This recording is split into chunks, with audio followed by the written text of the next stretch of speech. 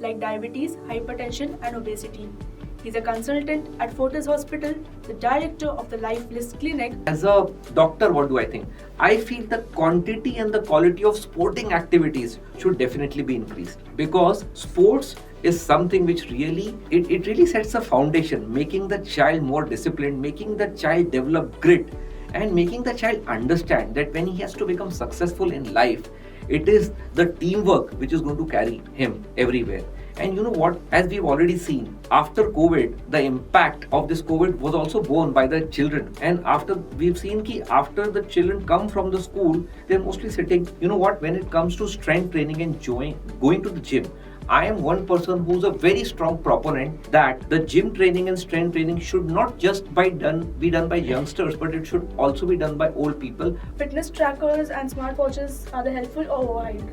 Absolutely helpful, but to be used in the right context.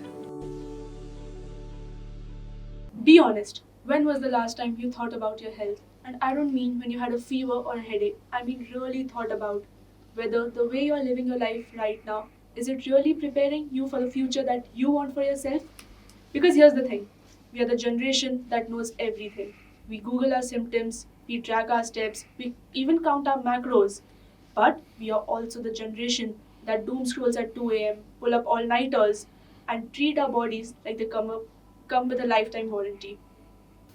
Today, I'm joined by Dr. Sumit Srivastava, who has made health awareness his life's mission. Through his decades of practice, he has helped thousands of people manage lifestyle disorders like diabetes, obesity, and hypertension. He's a consultant at Fortis Hospital, the director of the Life Bliss Clinic, and someone who has made complex medical topics into everyday wisdom. We at BKBPS welcome you, Doctor, and are honored by your presence. I feel really honored to be a part of this conversation. Look forward to do complete justice to it. Doctor, let's first start with your journey. What inspired you to pursue medicine and then eventually start Life Bliss? So this is a question which is very commonly asked to me. Why did I take up medicine? Why did I become a doctor? Frankly, I really didn't want to become a doctor on my own. I became a doctor because my parents wanted me to be one. You know what? They never forced me. They just guided me. And then things had a smooth sailing, or not, maybe a not so smooth sailing. But eventually, after I became a doctor, people intend to make a name, fame, and earn some money. Okay, which was definitely one of my intentions. After I started my practice for the first 10 to 15 years, I had reasonably achieved these three things. But eventually, I thought at night when I was in my bed whether I'm really doing complete justice to my patients, because these patients used to come to me with a history of diabetes, blood pressure, obesity, thyroid disorders, which they were suffering for the last 10 to 15 years.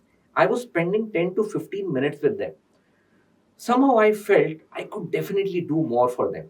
And that was the point when myself and my wife, Dr. Manjusha Srivastav, decided that it's time to change the innings, change the gears, and start Life Bliss Healthcare Center. And we started this center with the intention of providing a one stop solution to our patients in the form of not just giving them treatment with the medicines, but we thought of giving them a holistic approach towards life. So we had this mantra, and we are practicing it proudly for the last 7 years, where we treat our patients not just with medicines. We completely guide them on all lifestyle modifications, be it strength training, aerobic training, dietary restrictions, yoga, and eventually the kind of satisfaction which we see on their faces and the kind of satisfaction which we inherently feel is something which has really kept us going. That's truly inspiring, sir. So, you have served this field of medicine for the 2 decades now. Over the years, have you seen a change in the quality of patients or the kind of problems they come up with to you? You know what, we can say probably 20 years back, the incidence of lifestyle disorders in the form of blood pressure, diabetes, cholesterol, obesity was significantly less as compared to what it is today. Nowadays, what we are seeing is a huge increase in all these lifestyle disorders. And obviously, there are multiple reasons why this is happening. So, initially, what we used to see is patients are coming primarily with infections, road traffic accidents, maybe some other disorders which were primarily not triggered by some lifestyle problem. But nowadays, what we are seeing is a significant surge in these non communicable diseases. And for apt reasons, people have become more ambitious, people are sleeping less, they are taking less care of their health, they have become more demanding towards their own self, they have to perform or else they feel that they will perish. So as a result of that, what has happened is people unfortunately are paying a price for this kind of a behavior. So this is a transition which we have seen from the last 20 years. So, was this transition affected by the presence of COVID for a couple of years in between? So I talked about the positive side of COVID. There was a definite flip side of COVID as well. You know what? COVID had triggered a significant fear in the lives of many people. Okay, and especially people who were having initial initially they were suffering from anxiety and depression. Sometimes they become super conscious about their illness. So even a simple cold, a simple cough, which was definitely nowhere related to COVID, that used to trigger significant fear in their mind, that they used to come running in our OPD ki doctor mujhe kuch to ho gaya, I just need to get admitted. And sometimes it was a real task for us to actually convince them ki this is not really COVID. It's because you are extensively reading on the internet, you are thinking that you have got an illness which is actually not there. In fact, in medicine, we call this illness as hypochondriasis. When you really don't have a particular illness, but if you keep reading about it, you feel, अरे मुझे ये भी हो रहा है, वो भी हो रहा है. This was one thing which was there. And you know what? At times, it definitely made the doctor's life difficult, because come what may, when people used to read that people are getting hospitalized and they are actually dying because of COVID, they say कि doctor कुछ भी हो, मुझे तो आप दवा दे दो, मुझे तो आप टेस्ट करा लो. So it used to become sometimes very difficult, but we used to try our best. So, as patients, do you think there is something that we can do to take this pressure off of the doctors? You know what? Most of the times, I think probably even if I would have been in a patient's place and I would have been an anxious personality, I would have probably behaved in the same way. But at some point of time, I really expect and request our patients to think that even doctors have a human life. So, unfortunately, a lot of times it is perceived by patients that doctors should be instantly available at the time of the appointment. They should be able to answer all our queries. And especially this becomes a bit of a challenge when people read some half-baked information from Google or Chat GPT, and then they bombard us with those things. So that sometimes becomes a challenge for us. And over a period of time, we have realized that patients have started becoming very impatient. I would not really call it some kind of indifference, but maybe it is the pressure of the work or maybe some other stress which is getting transmitted in this way. So I just want to request our patients to make the doctors feel that they are also humans and understand our human side and accordingly behave. So, we talked about changes in the lifestyle of people since COVID. Even you said that many people have become health conscious and have started going to gyms. We often find that youngsters are the ones who prefer gym more. But lately, we have heard of many young gym goers collapsing due to cardiac arrest. Could you please shed some light on what exactly is happening in these cases? Okay.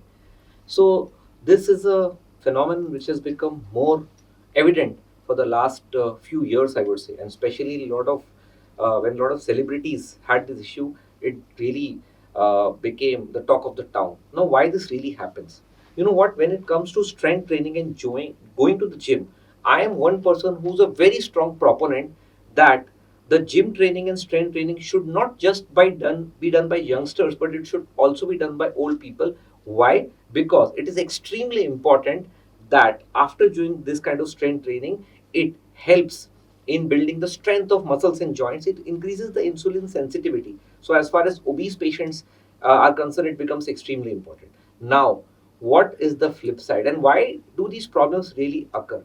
You know what? First, there are a lot of people who are actually suffering from some congenital or by birth heart diseases which are not really diagnosed on time. And so if a person of this kind goes to the gym, without any formal training and he's got a pre-existing heart problem which he's not aware of, then obviously he's like to succumb to this problem. Second thing, whenever you are joining a gym, there is a proper process which is supposed to be followed.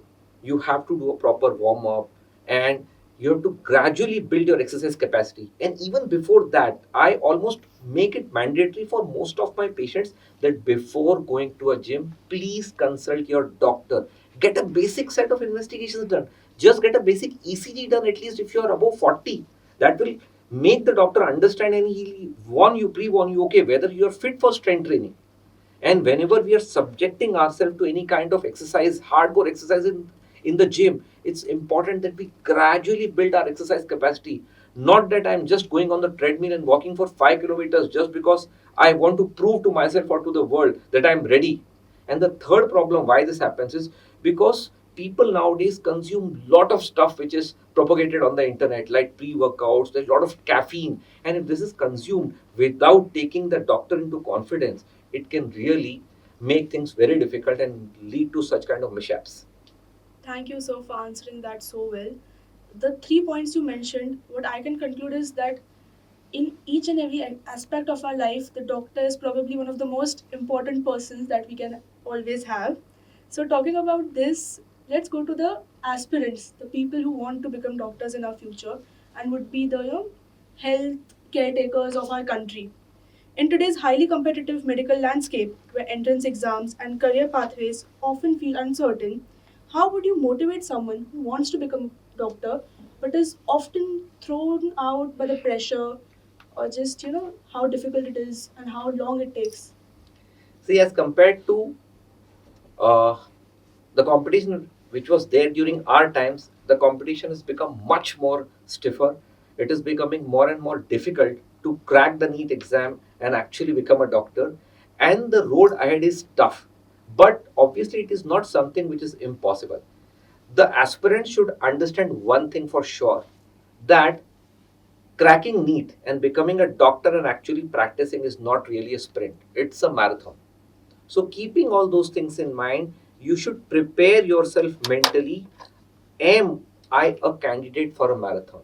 Okay, don't get swayed away by the glamour which you see, okay, or just because your parents are doctors, your relatives are doctors, you are being pressurized. We need to understand क्या ये अंदर से आ रहा है, whether I really want to become a doctor, because becoming a doctor is something which is a neat aspirant should really be understanding that he is in for a life which is going to be very tough for the next at least 10 to 12 years from the beginning. There has to be this kind of inherent curiosity, a love for science, and something in his mind, okay, I need to serve humanity. अगर ये सब criteria आपके fulfil हो जाते हैं and you are really prepared to go for the grind, I'll tell you it is a wonderful branch to be in. And once you become a part of the community, then you really understand what are the benefits of it. So basically, we can say that no matter how stressful the field is, it has its own ups and downs. Absolutely. But I also feel that stress is practically a constant for every student in today's day and age. How does chronic stress affect physical and mental health? And what small practices would you suggest to students who want to overcome their stress and live a healthy life? You know what? You heard about BK Shivani ma'am? Okay. Yes. She is one of those, one of the best speakers Brahma Kumari's communities have ever got. She used to say कि हमारे time पे तो ये stress word के बारे में हम कभी बात ही नहीं करते थे. ओके, हमारे बचपन में तो कभी स्ट्रेस होता ही नहीं था. And you know what, when I listen to her talks, I always feel यार हमारे बचपन में भी कभी ये स्ट्रेस चीज होती नहीं थी. But over a period of time this become so common, and I feel sometimes the word stress has become really fashionable. Okay, so I have come to a conclusion कि stress is going to be a inevitable part of our lives. We have to become more resilient, more capable of handling this stress. तो उसके लिए क्या करना है हमको? Okay, we, I would suggest not just the students. Whatever I'm going to talk about today is something which is going to be applicable to almost all the people. Okay, especially when it comes to students, the primary cause of their stress is maybe peer pressure, the expectations from parents and teachers, expectations from their own self, and the comparison which happens on social media and otherwise. So there are a lot of things a student can really do. Okay, first of all, I think being active, okay, being a part of some sporting activity, is something which really makes you strong and makes you more capable of handling these kind of things. I always encourage all the parents to involve their child right from the beginning in some sporting activity. It really serves as a stress buster. Secondly, maybe spending some time on their own without social media, without loud music, okay, maybe without a television, just sitting in the corner of a room. I am not utter the word meditation, okay, because then it has got a connotation which people really don't think that I'm able to do it. And so sitting in the corner of a room, closing your eyes just like that, okay. Third, you know what, unfortunately, even the meals which today's generation consumes, and even not just today's generation, most of us consume, is not really full of macro and micronutrients, and it has got a significant impact on the physical and mental stressors which we are going through. So having a diet which is full of leafy greens, fruits, okay, and dry fruits, all those things, they are extremely important because they have a strong ability to reduce our physical and mental stress. And finally, spending good quality time with friends. You know what? Spending quality time with friends has got a significant impact in boosting a person's immunity and actually making him more resilient to the problems which he is likely to face in future. That's actually such a wonderful fact, and it also makes me think that I think parents should allow their children more to just hang out together and meet friends. So, are there any ways which you would suggest to the students suffering from type 1 diabetes, or even to the elders who are maybe suffering from type 2, or have children, those who are suffering from type 1, that helps them to maintain their lifestyle and not restrict themselves just because they have something called as diabetes? You know what? First of all, we need to understand what is the difference between type 1 and type 2 diabetes. Type 1 diabetes is a condition which is a autoimmune situation wherein there is an attack on the native cells of pancreas, because of which the cells stop producing insulin. So in type 1 diabetes, it is practically no insulin which is getting formed inside the body. As far as type 2 diabetes is concerned, the primary problem here is insulin resistance. That means the insulin is there in the body, but it is not working. हमारी body में insulin का काम क्या है? To divert the sugar which is there in the blood to the muscles and the liver. That doesn't happen in type 2 diabetes.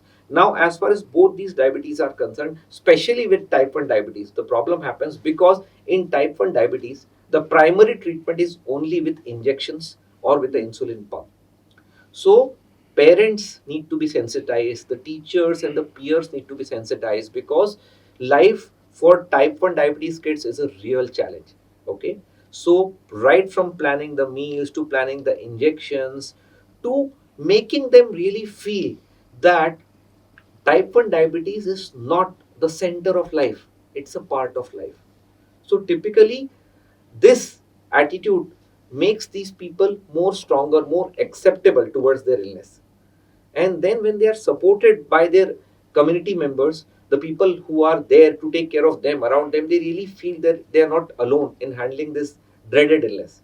As far as type 2 diabetes is concerned, which is also nowadays being observed in kids, especially the adolescent kids, here it is very important that apart from the doctor, the teachers and the parents really insist on all the lifestyle modifications. Initially, we used to say ki you start being physically active after the age of 40, because now is the time when you have achieved all your aspirations, and then now is the time you start taking care of their health. But nowadays I feel that we should actually make our kids understand that they should start taking care of their physical health as early as possible, because with the advent of all these junk food and all these things, what has happened is the surge of these diseases started seeing at an earlier phase, and that is making our kids of this generation more vulnerable. So if they are taking care of their physical and mental health right from the beginning, then obviously they will keep these diseases at bay. As both a doctor and a parent, what can schools do better to build healthier habits and routines? Okay, wonderful question. You know what? I'll answer this question initially as a parent and then as a doctor. Okay, as a parent, I feel apart from the parents, we really know that the teachers and the school, they really play a very important role as far as shaping a child's habits is concerned. Okay, now we should really think of getting away from this road based learning, assignment heavy situation to something which is more of a case based scenario. You know what, when people come out of a school and they go into the college, they are very capable of remembering something, memorizing something, okay? But that probably is not just the need of the hour. What I feel is that what if we incorporate some case based studies? For example, when we talk about how Ivy League colleges like Harvard, Wharton, okay, how do they really teach their students? 80% of their teaching is case based. Now, someone may feel, यार school में कैसे हम case based scenarios कर सकते हैं, उससे कैसे हम बच्चों की हैबिट्स बदल सकते हैं? You know what, simple things like, why did Nokia fail? Why did Kodak fail in spite of being such a giant? And why is Apple so successful? Why is Google so successful? So what happens is these are the things which are talked about day in and day out in a child's routine life. And when they see, okay, these are the particular habits which the founders of these particular conglomerates incorporated in their life, and how they became a wild success, not just for their community, but they became recognized in this whole world. So what this does is it sparks curiosity, it increases the chances of child becoming concentrating more for his studies, and what that does is uska critical thinking, uska decision making, all these things start developing. Okay, now the second part of the question, what do I think should be done by the school? And as a doctor, what do I think? I feel the quantity and the quality of sporting activities should definitely be increased, because sports is something which really, it really sets a foundation, making the child more disciplined, making the child develop grit, and making the child understand that when he has to become successful in life, it is the teamwork which is going to carry him everywhere. And you know what? As we've already seen, after COVID, the impact of this COVID was also borne by the children. And after we've seen ki after the children come from the school, they're mostly sitting. Okay. And then after coming home, a lot of times what they do is they either go to the classes or they come home, they either watch TV or they keep sitting either on the mobile or on a tab. So the physical activity, the quotient of physical activity as compared to what it was 10 to 15 years back has significantly gone down. So what if that physical activity part is taken care of during the schooling hours? It will create a significant impact on the child's physical and emotional health. We'll be sure to keep that in mind. Sir, let us move on to the fun and fiery rapid fire round. So let's start. Morning person or a night owl? Night owl. What's one health myth you wish people would stop believing immediately? Okay, that strength training is only for the young generation. If you had to eat just one meal for the rest of your life, what it would be?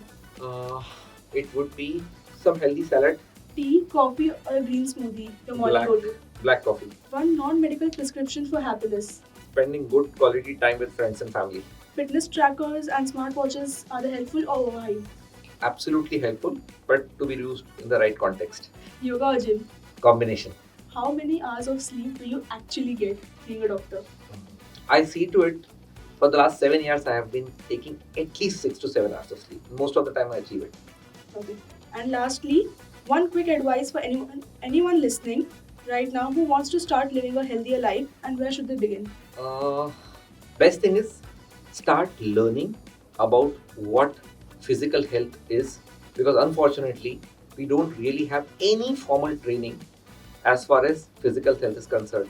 Start reading books, start reading, maybe listening to podcasts, which are really going to make you aware what the cutting edge technology is likely to help as far as the physical health is concerned.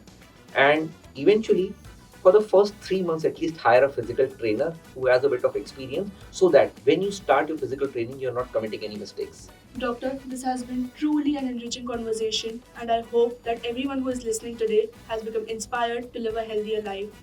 Lastly, would you like to say something to our viewers? My final thoughts, all of us should always aim of becoming a role model for our friends, family members, and the community to which we belong, so that we always walk the talk and don't just preach. And I'm trying my best to do it. Hopefully, I'm successful at it. Thank you so much. Thank you. Thank you so much, Doctor, for being with us. My pleasure. Thank you.